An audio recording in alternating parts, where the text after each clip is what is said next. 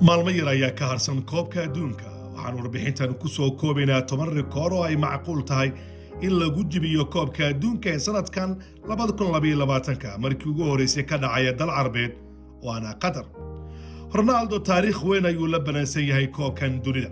Ronaldo ayaa u diyaar garoobaya in markii shanaad uu ka qayb galo koobka adduunka, weliba isagoo isha ku haya in rikooro hore loo dhigay uu barbareeyo. haddii uu gool dhaliyo tartankan waxa uu noqonayaa laacibkii ugu horeeyay gool ka dhaliya 5 koob adduun oo kala duwan. goolayaha taariikhiga ee koobka adduunka rikoorkan waxa uu u diiwaan gashan yahay Miroslav Klose, waxa uu halis ugu jira haatan in la jibiyo sanadkan. waxa uu qaranka Jarmalka u dhaliyay 16 gool, balse Müller oo isna leh 10 gool kana qayb galaya koobkan ayaa haddii uu dhaliyo 6 gool waxa uu sidaas ku jibinaya rikoorkii uu yeelay saaxiibkii qaranka dalkaasi Jarmalka. Faransa iyo finaalka kaliya laba qaran ay abid u suura gashay in laba jeer oo isku xigta ay ku guuleystaan koobka adduunka, waana Brazil iyo Italy. tolo Faransa ma ku guuleysan doonaan koobkan sanadkan? martigeliyaasha oo ku hara wareegga guruubyada kaliya qaranka koonfur Afrika ayaa ah martigeliyihii koobkaas ee wareegga guruubyada markaasi ku haray sanadkii 2010. tolo Qatar mucjiso ma dhigi kartaa oo may u gudbi doontaa wareegga 16, balse taraankii South Africa ayay ina raaci doonaan. ciyaartii ugu rabshadaha badnayd kulankii Holland iyo Portugal ee koobkii adduunka 2006 ayaa ahaa midkii ugu rabshadaha badnaa tartankan.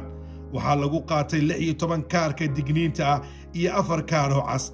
xilli sanadkan faar la adeegsanayo ma laga yaabaa in rikoorkaasi la jibiyo. kulanka ugu goolasha badan qaranka Hungary ayaa lagu tiriyaa midka ugu gool dhalinta badan koobka adduunka. waxa ay diiwaan gashteen oo ay dhaliyeen 27 gool sanadkii 1954.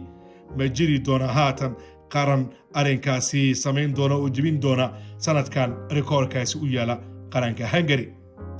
Deschamps macalinka qaranka dalkaasi Faransiiska waxa uu barbarayn karaa rikoor cajiib ah, halka tababare ee 2 jeer koobka adduunka ku guuleystay waa Vittorio Buzzo, kaasoo qarankiisa Italy hogaamiyey sanadkii 1934 iyo sanadkii 1938. goolkii ugu degdega badnaa goolka ugu dhaqsaha badnaa ee koobka adduunka waxa uu u diiwaan gashan yahay laacibkii hore ee qaranka dalkaasi Turkiga Hakan Şükür, kaas oo koobkii adduunka ee 2002 11 ilbirqsi gool kaga dhaliyay qaranka dalkaasi Koonfurta Kuuriya.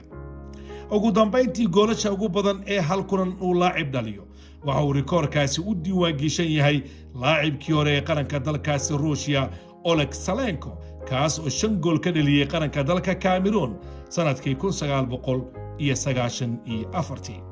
wahagaag daawadayaal warbixintii koobneed oo aynu ku eegaynay 9 rikoor oo laga yaabo in lagu jibiyo koobka adduunka sanadkan. inta ayaan ku soo koobaya.